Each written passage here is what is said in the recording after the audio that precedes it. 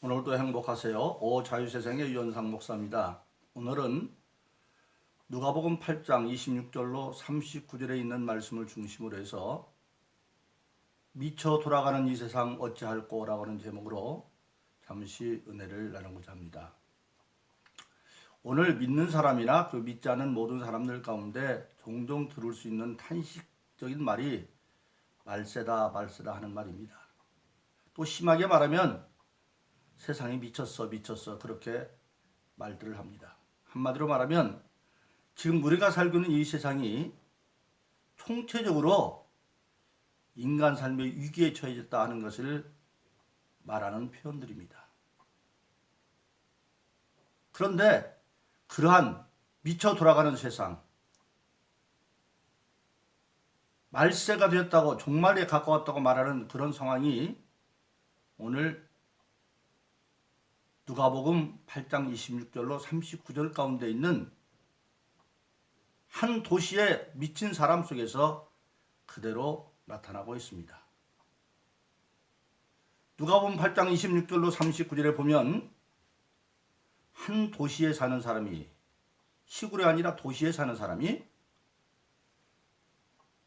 군대 큰 귀신들이 많이 들려가지고 그가 옷을 벗고 자기 집에 거하지 아니하고 그리고 무덤사에 다니면서 소리를 지르고 있습니다. 그 사람을 그렇게 하지 못하게 하려고 그 가족들이 그를 잡아서 쇠고랑과 쇠사슬로 묶어 놓아도 그걸 끊어버려서 도저히 사람이 지킬 수 없는 그런 상황 가운데에 빠져가지고 그 사람은 계속해서 무덤 사이에 다니면서 소리 지르고 있는, 누구도 그 사람을 어떻게 할 수 없는 그런 상황에 살펴 있습니다. 오늘 그 사람 우리가 가만히 보면 오늘 현대 사회에 사람들이 말하는 말세다, 미쳐 돌아가는 사회다라고 하는 그 모습을 거기서 발견하고 있습니다. 첫째로 오늘 사람들은 세상은 시골 중심의 사회가 아니라 농촌 중심의 사회가 아닙니다. 도시 중심의 생활이죠. 그런데 이 사람이 바로 어떤 사람이냐? 도시에 사는 사람이었다는 겁니다. 근데 그 도시에 사는 사람이 자기 집에 거하지 않으려고 나가서 지금 무덤 싸러 다닙니다. 이건 뭘 말하고 있습니까? 오늘 현대인의 가장 큰 위기가 뭐냐면 사람들은 그렇게 얘기했죠. 하우스는 있는데 홈은 없더라. 즉 쉽게 말하면 아파트나 자기 집은 있는데 그 안에 건물은 있는데 그 건물에서 가족은 어떤 겁니까? 사랑의 공동체죠. 서로 가족들이 사랑을 나누면서 거하는 그런 본질은 사라져버려서 그 말을 하우스는 있으나 홈은 없다 그렇게 말하고 있습니다. 지금 현대사회는 한마디로 가정의 위기죠.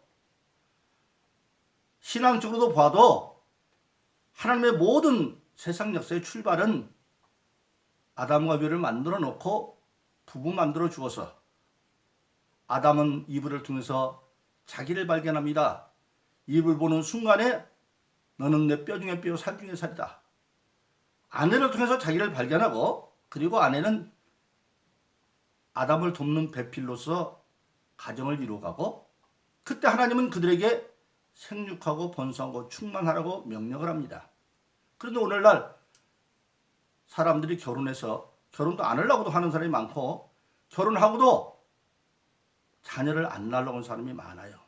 그래서 지금 각 도시마다 아이를 낳으면 특별 어떤 경제적 보상을 해준다고 해도 애를 안 낳습니다. 한마디로 말하면 하나님께서 생육하고 번성하고 충만하라고 하는 그거 자체가 지금 거부당하고 있는 사회가 되어졌고 또 가정은 사랑의 공동체로서 세상에 나가서 지친 사람들이 집에 돌아와서 가족과 사랑을 나누면서 휴식을 얻고 안식을 얻는 것이 아니라 단지 동거인처럼 살아가는, 그래서 집이 없이 공원이나 지하도에서 잠을 자는 홈리스, 집이 없는 사람들처럼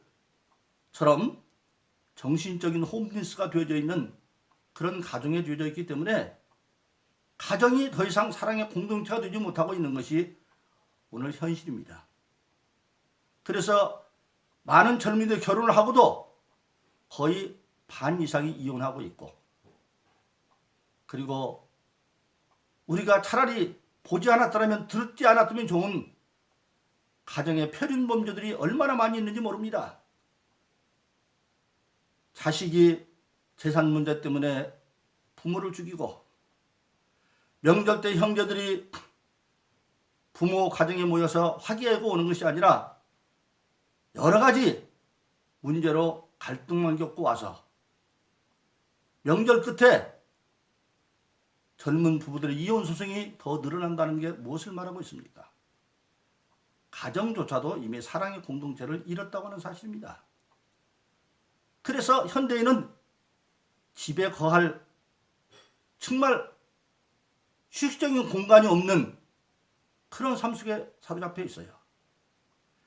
미국의 유명한 에드워드 호퍼라는 화가가 그림 가운데 이브닝 윈드, 저녁바람이라는 그런 그림이 있습니다. 그 그림을 보면 석양 무렵에 아주 조그마한 방에 싱글 침대 하나가 있고, 거기에 젊은 여인이 옷을 발가벗고 침대에 좀 휴식을 취하려고 막 하려고 하는 순간에 창문에서 검은 커튼이 들어있는데 바람이 씩 불어가지고, 바람이 들어오니까 여자가 옷 싹 추워가지고 웅크리기는 모습의 그림이 에드워드 호퍼가 그린 이브닝 윈드라고 하는 그림입니다.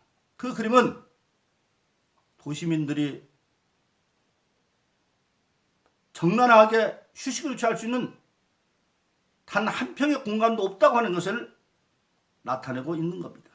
어떻게 보면 오늘 많은 현대인들이 그렇게 가정에서 안식을 구하지 못하고 그렇게 있기 때문에 오늘 여기 미친 사람이 도시인으로서 집에 거하지 못하고 그는 발가벗고 나가서 무덤 사이에 있습니다. 발가벗었다. 성경에 보면 최초의 인류가 옷을 해입은 것은 수치를 가리기 위해서 옷을 해입었습니다. 현대사회는 수치를 모르는 사회가 되어져서 이익만 있다고 한다면 그까짓 거 부끄러움을 모르는 사회가 되어져서, 한마디로 말하면 도덕과 윤리가 더 이상 인간을 어떻게 하지 못하는 그런 사회가 되어져서 옷을 벗은 사회, 그것이 오늘 어떤 측면을 보면 세상을 사는 사람들의 모습 가운데 하나인 것을 우리가 보게 되어지는 것입니다. 바로 그렇습니다. 오늘 많은 사람들이 참 가치가 무엇인지를 몰라서 자기 분깃이 아닌 것도 가지려고, 권력도 물질도, 그러다 보니까 수치를 모르고 발가벗은 자처럼 사는 시대, 도덕과 윤리로 어떻게 할 수 없는 사회가 되어졌고, 그리고 현대사회를 우리가 재철의 시대라고 말합니다. 우리나라에 포스코가 있는데 그 포스코를 뭐라고 말합니까? 철강 산업은 바로 산업의 쌀이다, 그렇게 말할 정도죠. 그런데 이 사람은 쇠사슬로, 쇠고랑으로 묶어도 그걸 끊어버리고 나가버립니다. 이건 뭘 말하고 있습니까? 현대 과학이 이루는 어떠한 그런 것 가지고도 제어할 수 없는, 그래서 성경은 지킬 수가 없었다. 지킬 수가 없었다. 오늘 어떻게 보면 이건 한 귀신 들린 사람의 얘기를 말하고 있지만, 그걸 확대해 보면 우리가 살고 있는 사회가 그렇게 되어져 있다고 하는 사실입니다.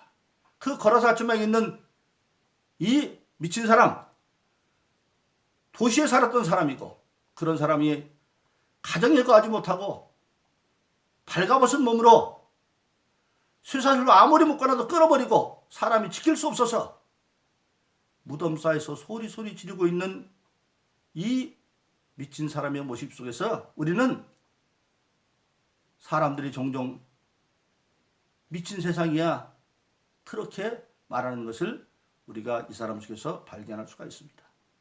그런데 그 사람에게 예수님이 가서 그 속에서 그 사람 속에는 군대 귀신이 들어있었어요. 많은 귀신이 들어있었어요. 오늘날 사회가 그렇죠. 옳고 그런 것이 형성된 사회가 아니라 많은 게 다라고 하는 민주주의라고 하는 것이 절대적인 건 아니죠. 여러분 신앙은 민주주의가 아니죠. 예수님이 비유 말씀하시죠. 어떤 목자가 양 100마리를 끌고 가는데 가다가 한 마리가 뒤쳐져도 99마리 멎어놓고 한 마리 찾으러 가요. 사회적으로 보면 100사람이 있는데 99사람이 찬성하고 한다 할지라도 그러면 하나 무시해도 되잖아요. 그런데 신앙은 그게 아니에요. 왜? 한 영혼도 천하보다 귀하기 때문에. 그래서 99이 한 사람에서 기다려줄 수 있는 사회, 그것이 성경이 말하고는 참된 가치의 세계인데 오늘날은 민주주의라고 하는 다수결이 최대선은 아니에요. 다수결로 결정된 것 때문에 책임도 같이 지는 것이 따름이지 그게 절대가 아닌데 많이 모여서 큰 목소리를 내는 사회, 잘못된 사회죠. 잘못된 사회입니다. 많다고 반드시 옳은 게 아니에요. 우리 신앙인들과 잘 알아야 됩니다. 교인은 부흥돼야 되죠. 수적으로도. 그런데 내용이 없는 수적인 부흥은 그건 부흥이 아닙니다.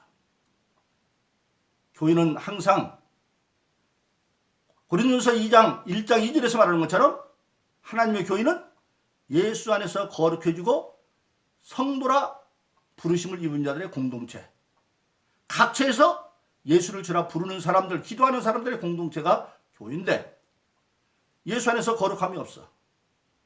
즉 예수 안에서 첫 번째 거룩해지는 것은 예수로 말미암아 모든 죄로부터 해방받아서 거룩해진 거고, 그 다음에는 예수 안에서 예수님 따라 사는 거룩한 생활인데 그게 없어졌어요. 그 교회도 가장 심각한 문제는 지금 교회가 존경받지 못하는 거죠. 신앙인들이 존경받지 못하는 거죠. 그래서 군대 많은 것들이 힘을 쓰는, 근데 예수님이 그 사람을 만나서 군대 귀신을 쫓아내버립니다.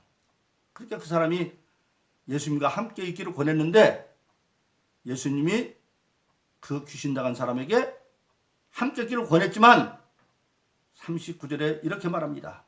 누가복음 8장 30절, 집으로 돌아가 하나님이 내게 어떻게 큰일 행하신 것을 일일이 고하라 하시니 저가 가서 예수께서 자기에게 어떻게 큰일 하신 것을 온 성에 전파하니라.